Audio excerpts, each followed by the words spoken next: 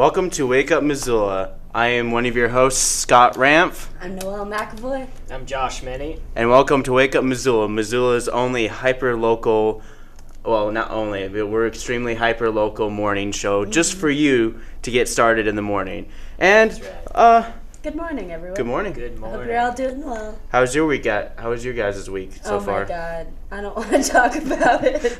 Oh my It's the end of the week. What can I say? Thank God. TGIF. Seriously. TGIF. I don't know. I'm feeling it pretty tired, but I'm glad the weather's starting to get a little bit warmer, even though the city's been flooding. Well, we went from avalanche warning to flood warning now. Like, what? Yeah, it hasn't been normal for a No, while. It hasn't been normal at all. No. Yeah, and the snow mediums are completely gone now. Yeah. So I took a photo of it this morning. This is my photo of the morning. And yeah, it's much clearer. It's safer for bikers to go on the street now, on the main roads. Yeah, definitely. I mean, I don't know, like when I woke up and I walked down the street, Orange Street's still not clear yet, but it looks like they're working hard on getting downtown pretty much snow-free. That's good. Yeah, on Wednesday I had to hop over a huge snow berm, and today there was none. It's like, wow. Yeah, I mean, Going quickly. yeah. Have they been plowing them? They're Or like they these huge machines with these teeth. It's a Circular hay spinning bale teeth. thing. It Oh, looks really? like a giant hay bale where they collect all the snow and they, I don't know, it just Cool. reminds me of a hay bale. I have a little shot of one on one of my clips. Oh, do you? Perfect. Yeah, we'll show that later when we do Word on the Street. Word Word on the on the street. Word on the Street, it's coming up soon. But for right now, I'm going to talk about some of the great programming we have on MCAT, and we'll start with this one. Yeah. And specifically, what I wanted to know is what happens to peoples of mixed ancestry in the U.S. after outlying portions of the country are absorbed into the body politic after the Civil War. These people had been key as brokers between white and native worlds during the fur trade period, but what happened to them once this area got absorbed into the wider U.S.? Well, this is Andrew Graybill, if you haven't already read the caption below. Well, he's doing Festival of the Book, and it's going to be premiering tonight at 6 p.m. And right after him, we have And the third part the Global Health Summit guy of the week. I shot this not too long ago, and he was talking about global health and what kind of diseases are going around that could be so easily prevented, so easily with just a couple of bucks here and there. But so many countries that are in high poverty have issues with this. But what he is talking about on this one is specifically is in Africa. And so his name is Peter Cohn, Director of Political Sciences, and his is at 8:30 p.m. tonight. All right, and let's see. I'm going to show from the vault, and I have no... wait, where did I put from the vault? There it is. So this is more of a standalone piece, rather than kind of like me talking over it, doing some commentary over it. This is a standalone piece about open spaces, Missoula, which talks about, trails, all this stuff. Well, this one specifically is Waterworks Hill up in the North Hills, and it talks about, this was made in the 90s, mid-90s, when it talks about they just somewhat recently took down the peace sign that used to be up there, and they'll talk a little more about it. But for right now, I'll go right to it.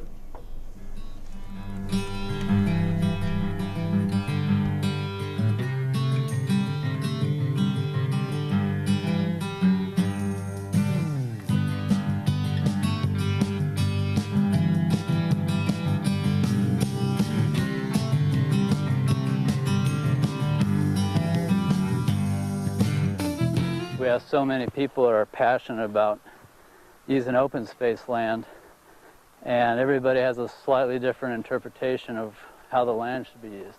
So part of our mission really is to educate the public about the ramifications of their actions.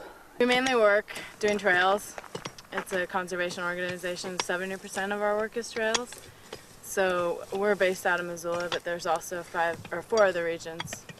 in Montana that work around the state. Well, the peace sign sat here on these 4 footings, and it was really quite tall. I think a lot of people who just saw it from town didn't realize how tall it was. It must have been 30, 40 feet tall. And it carried everybody's political agenda for years until they took it down. And now, I think we're still trying to figure out what's going to happen with this, although it's been addressed in comments for the North Hills management plan. And there's a possibility that these will be converted into some sort of bench so people can come up here and sit. But I don't think it's been decided yet.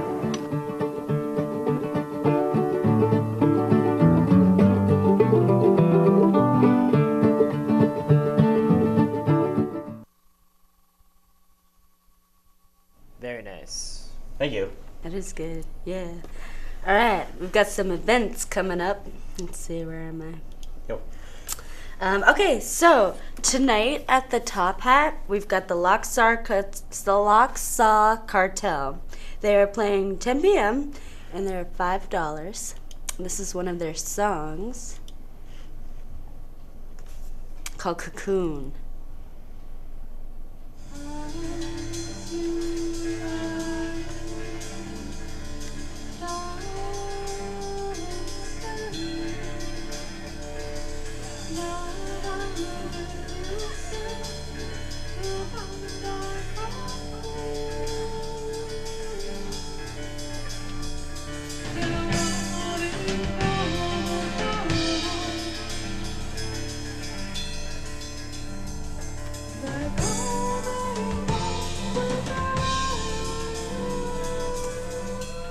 Nice. Yeah. It's very nice. I know, it sounds mystical. That'll be a good show. That's only $5, so check it out, people. I probably will.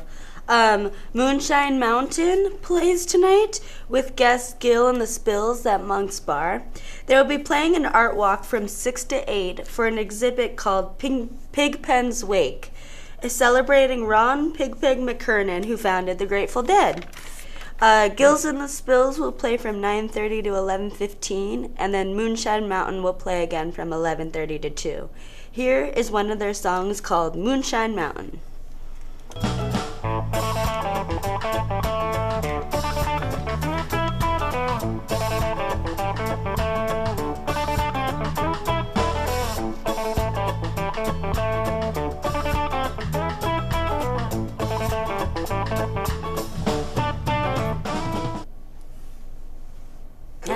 That'll be pretty fun too. Yeah. Sounds really great. And then up next, we've got the International Fly Fishing Festival, which is tonight at the Wilma. Wow.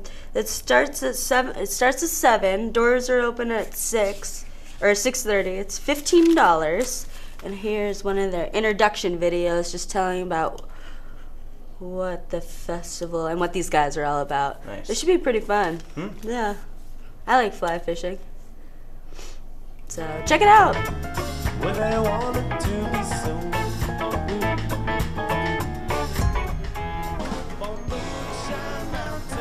Oh, Yep. wrong one. Yeah, that'll be good. That'll be a good time. That was some good background music, though. Yeah, it was. Yeah, check it out, people, if you guys are interested in fly fishing. And it's First Friday tonight out there in Missoula. There's a bunch of artwork around. Missoula Art Museum's got stuff going on. Always. Monty Dolak Gallery. The Havana Home Decor Store is having an India photo exhibit, and the photos were taken by Bray Gadiaso during her trip to India with the School of Journalism in January. And I heard that was really fun. It was a good time. Let's see, we've got Betty's Divine has stuff going on, E3 Convergence Gallery, Brink Gallery, Zootown Arts Community Center, the Zach, the Clay Studio, Fact and Fiction and Selvage Studio. And then are you guys kicking me off? I'm not done yet. I'm sorry. And make sure to go check out MCAT tonight too, because Yeah. Scott's got his documentary playing, and Scott's got his And I'll be documentary showing going a on. clip towards the end of the show.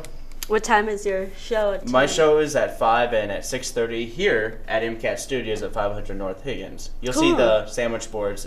Just go to once you're done with Ironhearts, you just come across the street and see my movie. Yeah, that'll be fun. It's a great way to kick off the Buddy DeFranco Jazz Festival. Mm-hmm. And that starts today, right? No, the Buddy DeFranco starts the last Saturday and Sunday of the month. Okay. And they used to be other months, but they changed it this year. Did they? Yeah. Cool. That'll be really fun. Got a couple other bands going on. Band in Motion will be at the Union Club tonight for free at 9 p.m. And then this band called Wayward 2 will be at the Palace at 9 p.m. And it's a free show. Yeah. And this is just one of their little videos, just a short clip.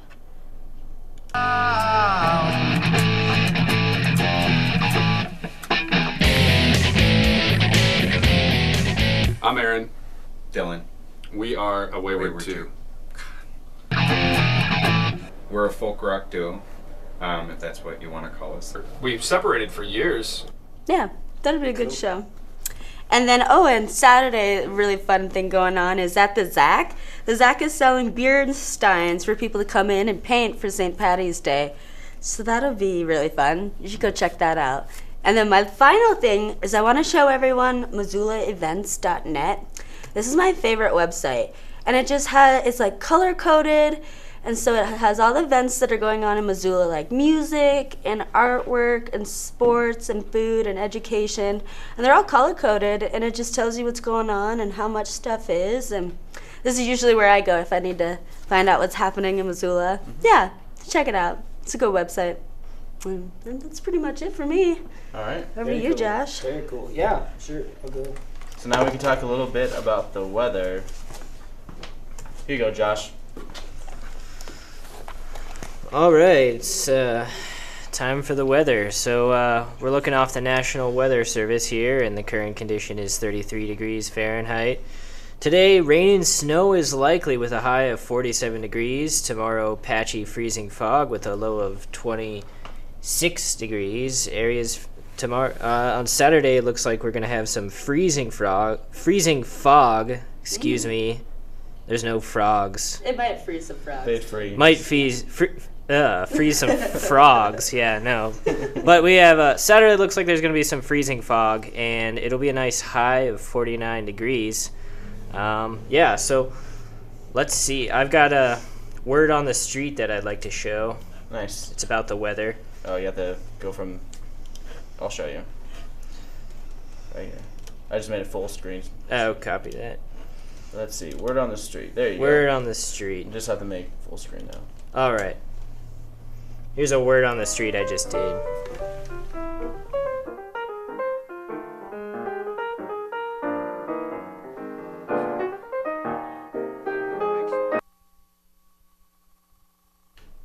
I don't know. I couldn't hear that guy. Sorry, we're having some technical difficulties real quick. So let me see here. I don't know why. Let's see audio.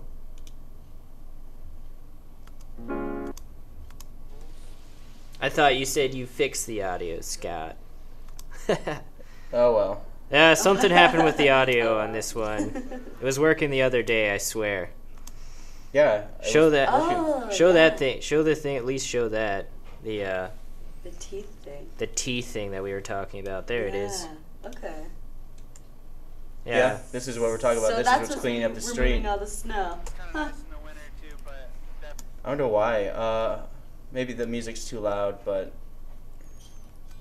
let's see. More. Oh wow, the music's like blown out. I'll just dance in the corner over here.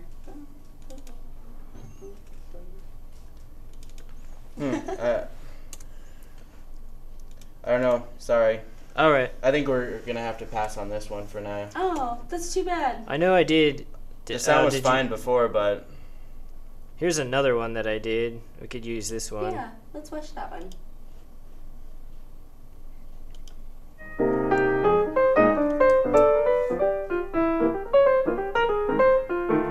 This might not work. I don't know. no, the same problem. Yeah, we're gonna have to stop. Just skip this. Let's just go to Okay, the store. All right. So anyway, I don't know what happened with that. It was working the other day. But, all right, so what I'm going to talk about here is the Committee of the Whole meeting that happened this week. I believe it happened on Wednesday in the day.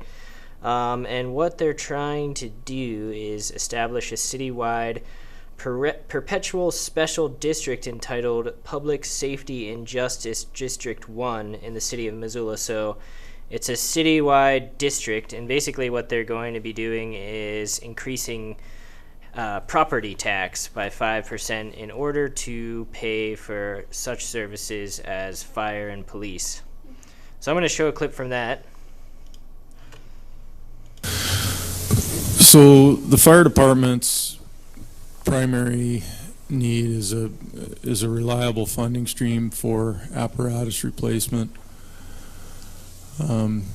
Next to our people, which are our most valued asset, we rely heavily on our fire apparatus, and they're necessary for us to carry out our mission, and in order for us to do that, they have to be reliable and have a high level of safety and functionality and reliability, much higher than my 2000 Subaru sitting in my driveway. If that thing breaks down, So yeah, that was the fire chief, Jason Deal, talking about how we need to, have our engines in our ladder trucks ready to go.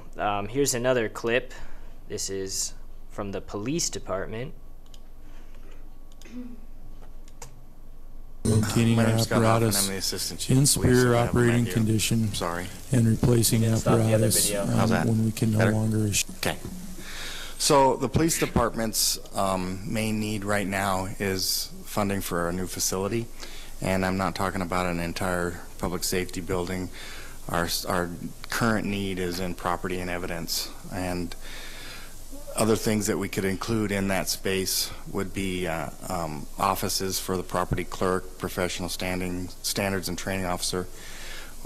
We could use a new training room, and I'll tell you why when we get to that slide. A new briefing room and space for that, a firing range, a locker room facility, self-defense training area, and then increased DOJ funding to keep up with the compliance for the DOJ agreement. Okay, so that is some stuff. I'll stop playing it this time. That is some stuff that the police station needs. One of the things that is really out of shape is the police evidence room, and I'm going to show a clip from that. This is an actual picture of one of our property vaults in the basement of the police department. There's a green arrow up on top there that shows you some of the plumbing that is in that room as well, which creates a potential risk for evidence. If that water pipe was to break, we would have water all over the evidence, and it could either ruin it or contaminate it so that it wouldn't be able to be used in a trial. The experts on this are the International Association for Property and Evidence, and also the Commission on Accreditation of Law Enforcement Agencies.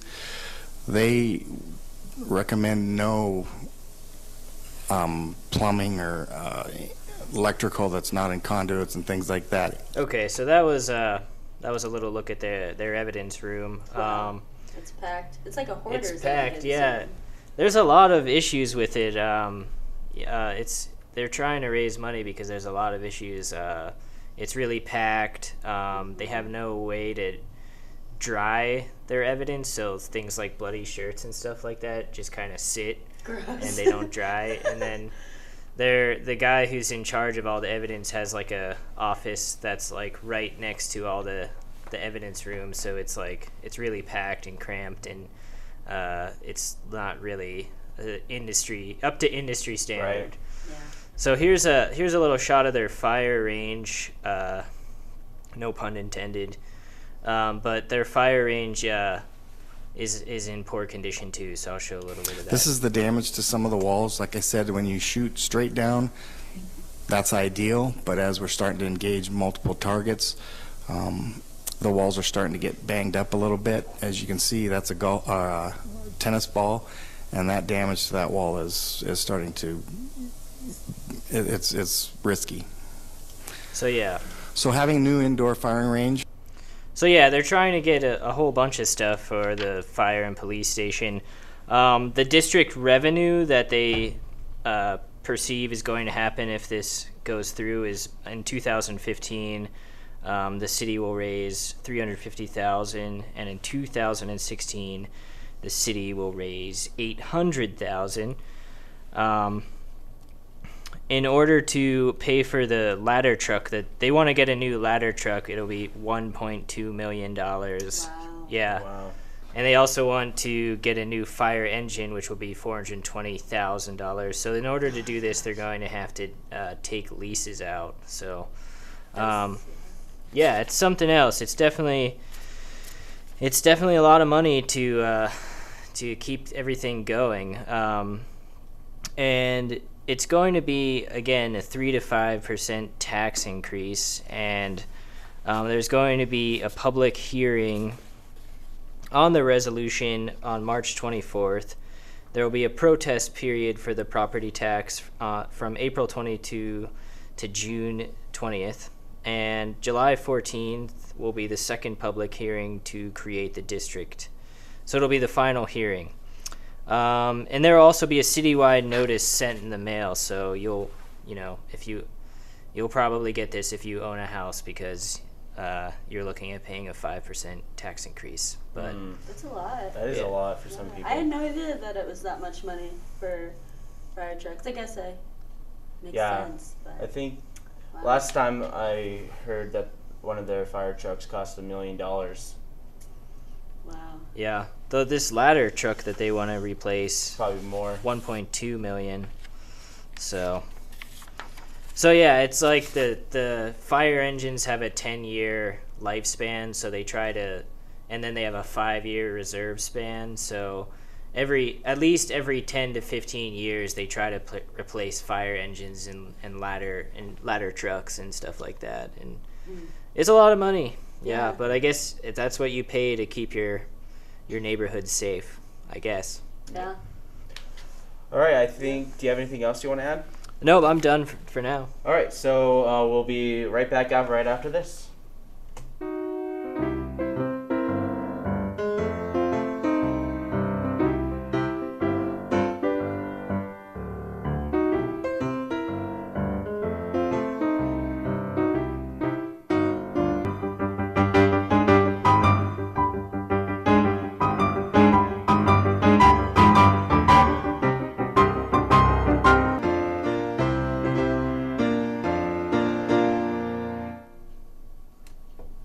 Well, welcome back, and that is our creative cat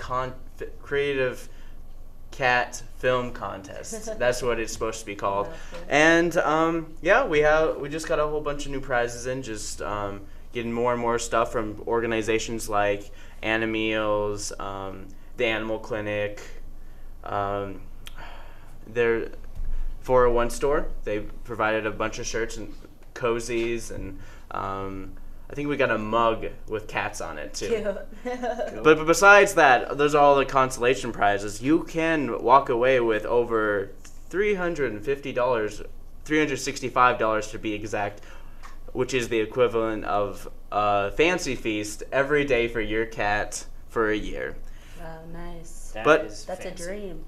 Yeah, it's just living the dream. Yeah. Yep. I mean, and the rules are 2-minute maximum, creative, make it fun, make it interesting, and top prize, $365. Really easy. And the end date is March 31st, and you have to send it to contest@mcat.org. Cool. Do you know how many submissions have come in so we've far? had like 3 or 4 right now. Good. Cool. Yeah, it's coming. We're always looking for more people, and rather than just give it to those who just the only 3 people who send it in, it's always great to have some more. But need more competition. It'd be great. And yeah, just for more information, you just check out our website on mcat.org. See a whole bunch of stuff. These are more like orientation video. You see what's going to be happening for our first Friday. This is our artist, And this is our video artist, me, Scott Ramf. And this is our Creative Cat contest again, which has the video. You just click on it, and it'll tell you some more information on it on this web page, Creative Cat Contest. Perfect.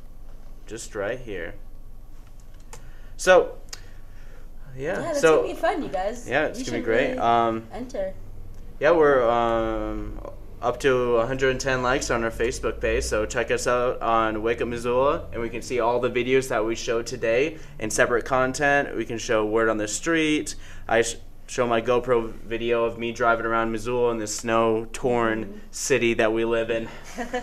Now flood city. Yep, great content talking about what's going on in Missoula, and yeah, I'm gonna leave this last couple minutes to talk more about my my show that's coming up tonight, 5 o'clock and 6:30 p.m. here at MCAT. I'm showing the Buddy DeFranco documentary that I did, and I think it's going to be pretty sweet. Yeah. So I'm gonna end the show, and for Wake Up Missoula, I'm Scott Ramf. I'm Noelle McElroy. I'm Josh Meny. Have a good weekend, you guys. We'll see you Monday morning. And good morning. And it was Ray Brown. And I said, Mr. Brown, you've played with so many great people. Who've been some of your favorites? He goes, you know what? The list could go on and on, but let me sum it up like this. There's two types of musicians, and there's only one type I like to play with. There's the selfish musician, and it's all about me, me, me, me, me, me, me, me, me, me, me, me. And there's the selfless musician, and they're always the ones that are giving, giving, giving. And if we become that selfish musician, then yeah, we'll think about the melody, but we'll also think about what's being fed to us. The rhythm section is constantly feeding rhythms, they're constantly feeding harmonies, they're constantly feeding phrases. So, to combine the melody and listen to think about that, and then also open up our ears to what's being fed to us, you can form the perfect solo. And as far as perfect solos,